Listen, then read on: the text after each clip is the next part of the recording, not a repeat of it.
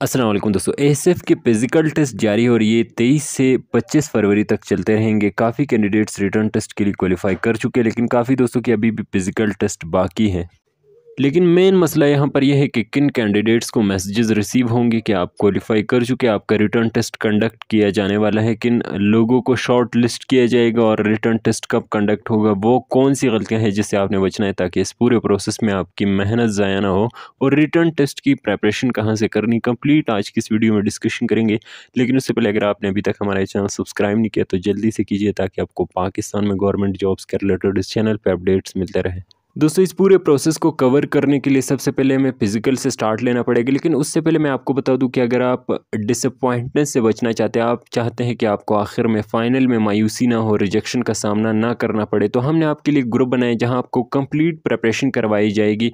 इस ग्रुप को ज्वाइन करने के आपके क्या फ़वाइद होंगे, क्या क्या फैसिलिटीज़ हम इस ग्रुप में आपको देते हैं, वो थोड़ा सा मैं आप लोगों को गाइड कर लेता हूँ। सबसे पहले तो फिज़िकल के लिए गाइडलाइंस मिलेंगी कि किस तरह से आपने पास करना है, किन किन चीज़ों को एएसएफ इम्पोर्टेंस देता है, किन पॉइंट्स को नोट करके आखिर तक इंटरव्यू में आपको इम्पोर्टेंस दी जाती है।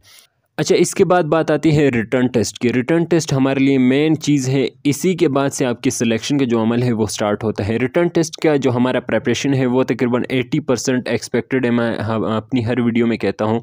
ये इसलिए मैं कहता हूँ क्योंकि हमारे पास दर्जनों के सबसे पास्ट पेपर है, उसी के अकॉर्डिंग मैंने सारा सिलेबस बनाया हुआ है। सिलेबस का आपको पता है कि एएसएफ ने मेंशन नहीं किया होता, हमें पता है कि वो 5 सब्जेक्ट है, लेकिन उसके अलावा भी बहुत सारी चीज़ें हैं जैसे कि आईक्यू हो गया, मैथ हो गया। इसके अलावा जो मेन टॉपिक्स होते हैं उसका मैंने अलग से पीडीएफ बनाया हुआ है। जैसे कि हमारे लिए कंट्रीज़ की कैपिटल बहुत ज़्यादा इंपॉर्टेंट है, वो सारे किसी और सब्जेक्ट में कवर नहीं हो सकते, उसका मैंने कंप्लीट पीडीएफ बनाया हुआ है। इसके अलावा जो एब्रीवेशंस हैं उसके लिए मैंने बनाया हुआ है। काफ़ी ऐसी चीज़ें हैं जो कि यहाँ पर मैं मेंशन नहीं कर रहा, लेकिन काफ़ी चीज़ों का मैंने अलग से बनाया हुआ है पीडीएफ जो कि मोस्ट इंपॉर्टेंट है। हमारे जो सिलेबस है वो तकरीबन 80% एक्सपेक्टेड है। वहाँ पर आपको पीडीएफ मिलेंगे, डेली के हिसाब से एमसीक्यूज़ मिलेंगे जो मोस्ट इंपॉर्टेंट एमसीक्यूज़ हैं। इसके अलावा आपको पास्ट पेपर्स मिलेंगे और इसके अलावा जितने भी गाइडलाइंस है वो आपको मिलेंगे कि किन किन चीज़ों को फॉलो करना है, किन किन टॉपिक्स को आपने कवर करने हैं, कौन कौन से टॉपिक्स वहाँ पर एक्सपेक्टेड है। उसके बाद अगर अल्लाह ने चाहा आप शॉर्ट लिस्ट हो गए इंटरव्यू के लिए, तो इंटरव्यू की प्रिपरेशन भी आपको कराई जाएगी। कौन कौन से ऐसे एक्सपेक्टेड है, किस तरह से आपने ख़ुद को प्रिपेयर करना है, कौन कौन सी चीज़ें आपसे इंटरव्यू में पूछी जा सकती है। आपने जिस पोस्ट के लिए अप्लाई किया होगा ज़ाहिर है उसी के मुताबिक ही पूछी जाती हैं।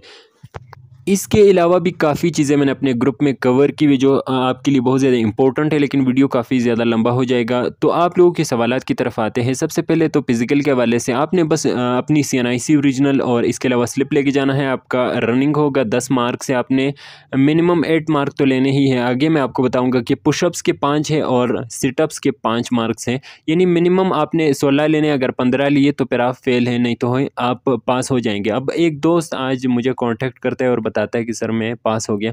बाद में मुझे पता चला कि उसके 16 मार्क्स से मुझे काफ़ी ज़्यादा बुरा लगा क्योंकि वो बहुत खुश था कि मैंने टेस्ट पास कर लिया, लेकिन मुझे पता है कि आगे उनको किन मसाइल का सामना करना पड़ सकता है। अब अगर आप 16 मार्क्स ले चुके तो आपको रिटर्न टेस्ट में अच्छी से अच्छी परफॉर्मेंस दिखानी पड़ेगी, तब जाके आपका कोई जगह बन सकता है। वो भी अगर ये मैं लोवेस्ट मेरिट बता रहा हूँ। मेरिट का क्या हिसाब है वो मैं नेक्स्ट वीडियो अगर आप कहे तो मैं बना लूँगा। मेरिट इस तरह से बनता है कि अगर इंटरव्यू के लिए फ़र्ज़ करें पाटा से कुछ लोगों ने अप्लाई किया है, फाटा के कुछ लोगों ने अप्लाई किया है, वहाँ से 100 कैंडिडेट आते हैं और 10 सीटें, मैं एग्जांपल दे रहा हूँ, तो उन 100 लोगों में फिर आपका भी जगह बन सकता है। अगर आपके 16 मार्क्स है और रिटर्न टेस्ट में भी आपने कोई 41-42 मार्क्स लिए तो फिर भी कोई इशू नहीं, आपको शॉर्ट लिस्ट किया जाएगा। उनको पता है कि अगर आप इंटरव्यू में अच्छी परफॉर्मेंस दिखाते हैं तो फिर हो सकता है आपको सेलेक्ट किया जाए। हो सकता है उन 100 पदों में से आप सबसे अच्छे हो इंटरव्यू में। तो मेरिट पे मैं एक अगर आप कहें मैं नेक्स्ट वीडियो में कंप्लीट आपको गाइड करूंगा। इसके अलावा आपको पता है कि पासिंग मार्क्स रिटर्न टेस्ट के कोई नहीं होते, वो आपके मेरिट पे डिपेंड करता है। फिजिकल के पासिंग मार्क्स होते हैं, ये कंपलसरी, अगर आप 16 लेते हैं तो ठीक है, नहीं तो अगर कम है तो फिर आप फेल हो जाते हैं।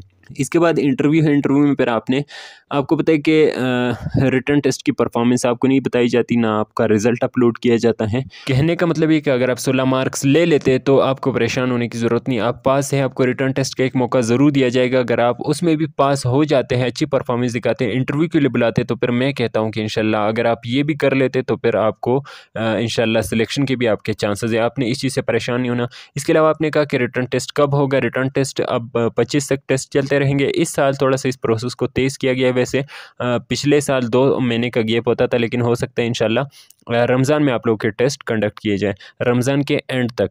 अच्छा, इसके अलावा आपने कहा कि मैसेजेस कब आएँगे? मैसेजेस रिटर्न टेस्ट के लिए सबको आएँगे जिनके पास लिखे हुए हैं, सबको एक मौका दिया जाएगा और वो भी इंशाल्लाह रिटर्न टेस्ट से कुछ दिन पहले, जैसे कि फ़िज़िकल का हो सकता है 1 हफ़्ता, 2 दिन या 5 दिन इस तरह से। तो इसके अलावा अगर आपका कोई क्वेश्चन है या अगर आप इसके अलावा किसी और टॉपिक पे वीडियो चाहते हैं, कमेंट में ज़रूर बताएँ। Thank you so much. अल्लाह हाफ़िज़।